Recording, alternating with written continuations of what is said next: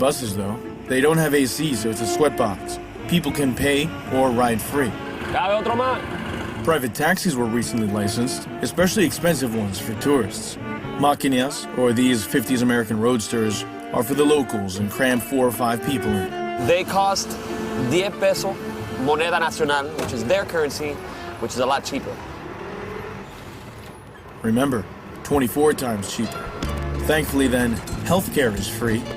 Pharmacies are notoriously understocked, dangerous seeing as dengue fever hit this summer. What there is no shortage of? Ice cream. Cubans love it. But to get the state ration kind for a dime at the famous La Copelia, people wait 2 to 3 hours around the block in sweltering 90-degree humidity. Yep, but at least education here at the University of Havana is free. Nosotros tenemos educación gratis, tenemos salud gratis, que en cualquier país del mundo. Me gusta todo. Y estudiando en la universidad es lo máximo. Ahora los lujos, ya eso no es problema del país, eso es un problema. Si tú tienes lujo, eso es un problema personal tuyo. It was fascinating. We were in an official setting of sorts, so most weren't critical. Pero lo amas. No sé. Bueno, como yo creo que todas personas tienen que amar su tierra. Con Cuba hasta el final. Hasta el final. I leave the university, go deeper in Havana, and find living conditions get worse. I mean, Havana is literally falling apart. It's on the verge of collapse. For Julian, growing up was tough, so he resorted to hitting the books. Tengo examen hoy por la tarde, un examen a las 6 de economía política y la construcción del socialismo. And this is his UJC card, la Unión de Jóvenes Comunistas. Sí. Not all Cuban students have this. This is an organization. If you are a good student, you are the best or one of the best, you receive this card. Hay que tener carácter para ser un joven comunista. Hay que tener abnegación para ser un joven comunista. Hay que tener vocación para ser un joven comunista. Hay que saber cumplir. After the interview, we couldn't resist playing dominoes. Julian and his friends say they'll probably look for a job in tourism, not psych, as a waiter, because they'll make tons more in tips. After dominoes, he fed his 2 pigs he keeps in the patio. And what do you do with them? I sell and I buy a computer. So we're in Cotorro, which is like it's a city way on the outskirts of Havana. And I come to visit my family, and I'm bringing them a bunch of gifts back here. Hey, hola. Moreno brought with him clothes and other household items we take for granted. Around here, top government jobs pay $32 a month, tops. The average $17 a month can barely cover expenses. So, we went to the store to see for ourselves and bought groceries. So I'm looking around, and the prices here for a can of tuna are like $4. For coffee creamer, it's $3. What there is a large selection is of liquor, and it's cheap. The man likes to keep you down, so fills you up with liquor, so you don't know how bad it is around. So this is about a little bit less than a month's worth of groceries here in Cuba. You're seeing it. Family of 6, there's a refrigerator. And it's packed because we just packed it. It was empty before that. That night, his trip to the supermarket enables a reunion dinner. His iPhone takes center stage with pictures of the family and a better life back in Miami. Coming up, you'll hardly hear public criticism of Cuba. It lands you in jail.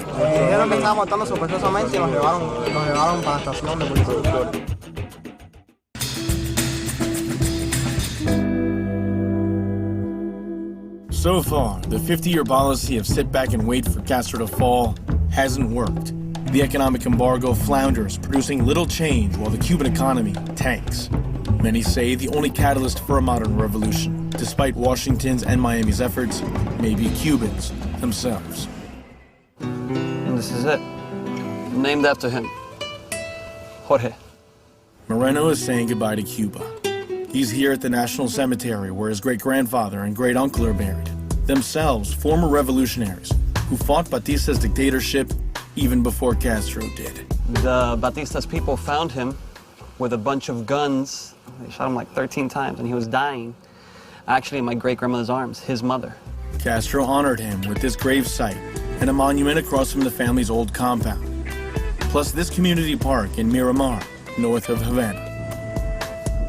He visited the family's old compound and got a tour from the family living there. ¿Ustedes están aquí cuántos años? Hace un año. Hace un año. Who knows how they got the house? Buying and selling property is illegal.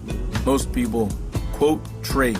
Entonces uno entra, se le hicieron la cocina. El niño durmiendo. Aquí adentro, yo creo es donde ellos guardaban las armas. Aquí es donde lo levantaron y la policía de Batista. Moreno's dream, to one day return following a new revolution, to a free Cuba, and maybe buy back his family's place.